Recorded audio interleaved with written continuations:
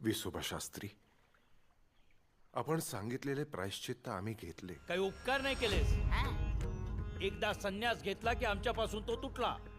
भिक्षा देणं आणि समाधीत त्याला पूर्ण, एवढंच आम्हाला ठाऊक. कोणास कोठे पुरायचे याबद्दलचा आपला अधिकार अबाधित आहे. पण माझे पती सोन्यासारखे शुद्ध आणि अग्नीसारखे पवित्र आहेत. तोंडावर कुलक्षणे धर्मसभेसमोर असा उद्धटपणा. एकदा तुझ्या दादल्यास आमच्या स्वाधीन कर, मग कळेल प्रायश्चित्त काय असते ते. आमचा जोडा बिघडवण्याचे सामर्थ्य केवळ मृत्यूत आहे. काय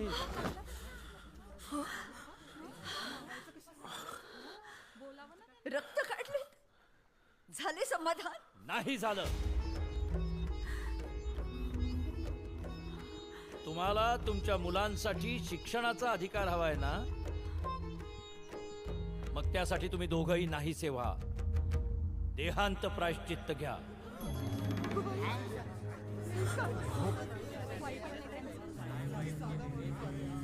काय बोलता विसोबा शास्त्री? पट्ट्यासारखं तरी आहे का हे? शास्त्रात जे लिहिलंय तेच सांगतोय. देहदंड घेतल्याने यांच्या पहिल्या पातकाचा नाश होईल. तदनंतर यांच्या पोरांचं काय करायचं ते बघू. पण तोवर या ग्रामातून तुम्हाला एक कण भिक्षा मिळणार नाही. एक तर तुम्ही दोघं मरा किंवा पोरांना उपाशी मारा. ग्रामस्थांनो, तुम्हीही ऐका. तुमच्यापैकी कुणीही यांना सहाय्य केलं तर तुम्हालाही बहिष्काराला तोंड द्यावं लागेल.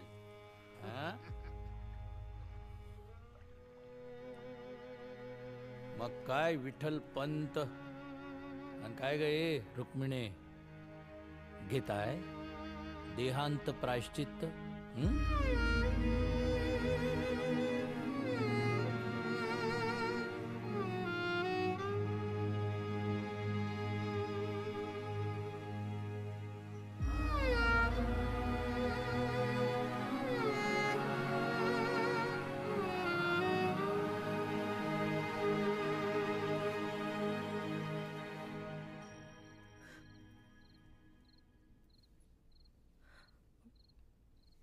मी काय म्हणते, विठ्ठलपंत आणि रुक्मिणी दोघंही आपल्या मुलांना अतीव धार्मिकतेनं संस्कार देतात.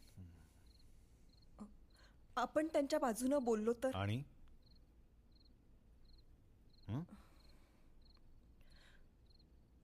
वाळीत टाकलेल्या कुटुंबाला किती हाल सहन करावे लागतात माहिती नाही तुला?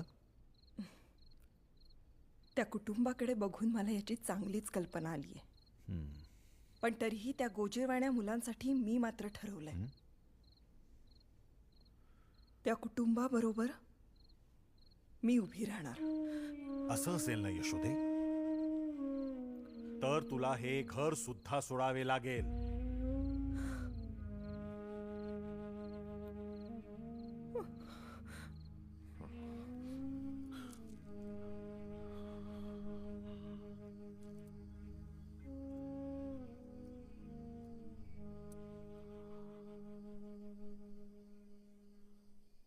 उद्या नष्ट होणाऱ्या देहावर उपचार कशाला?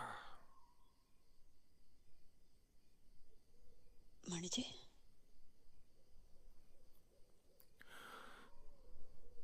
माझा निर्णय झालाय रुक्मिणी. अवघड आहे,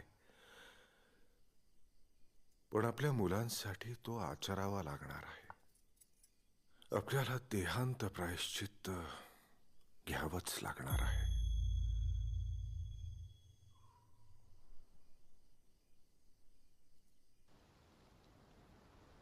रामकृष्ण हरी.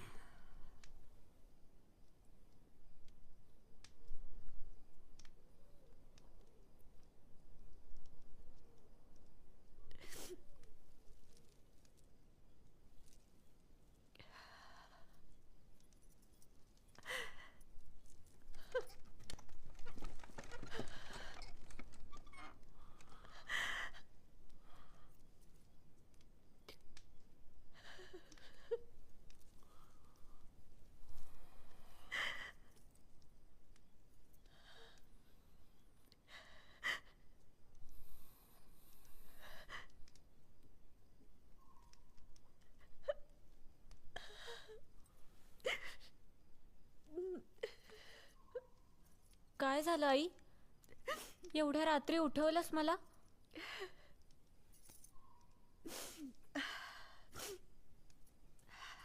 अगं तू रडतेस का?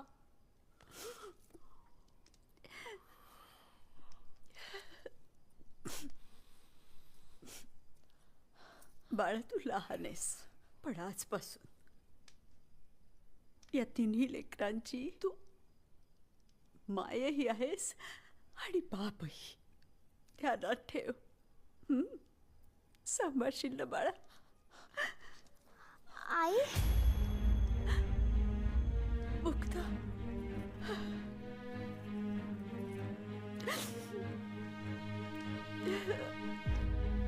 ये बाळा. झोप.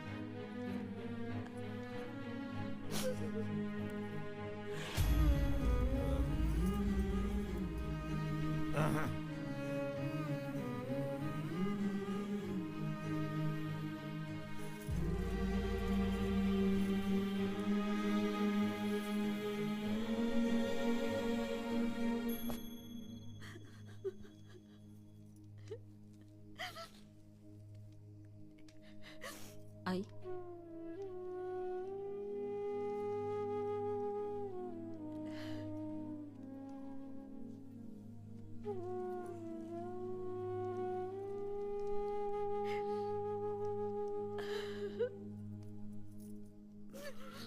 चालायचं.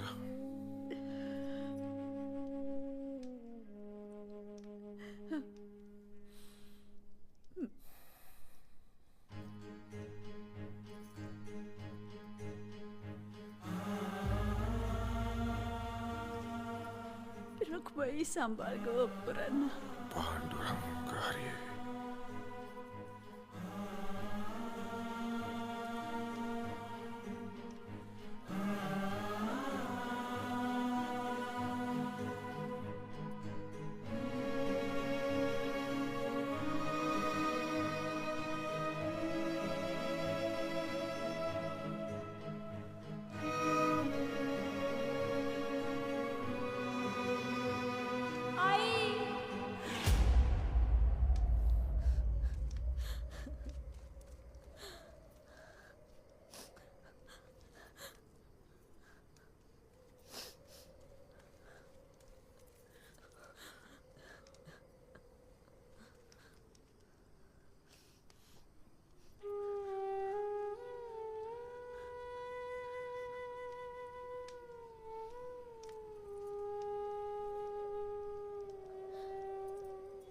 रामकृष्ण हरी. काय गे रुक्मिणी?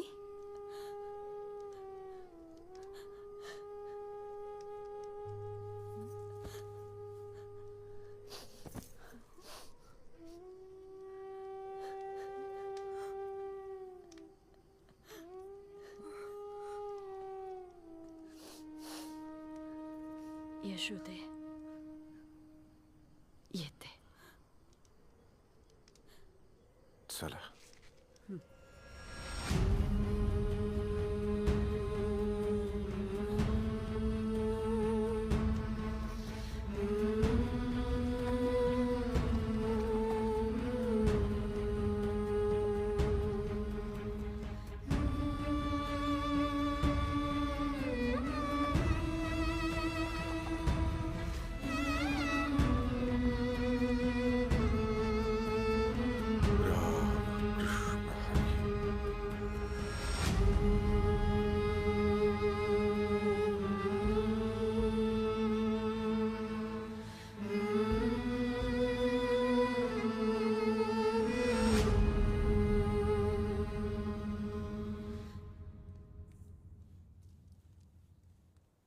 दादा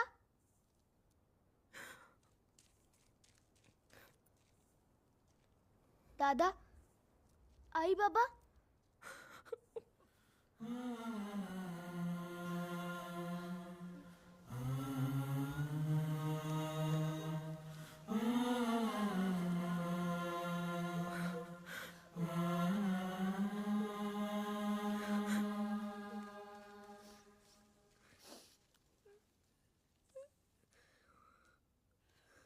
ज्ञाना दादा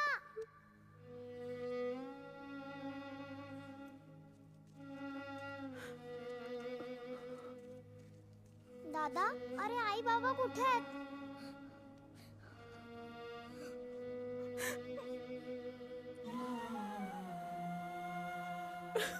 मुक्तेनं आईप्रमाणे सगळ्यांना शांत केलं. जो तो आपल्या कामाला लागला. निवृत्ती ध्यानधारणेत मग्न झाला.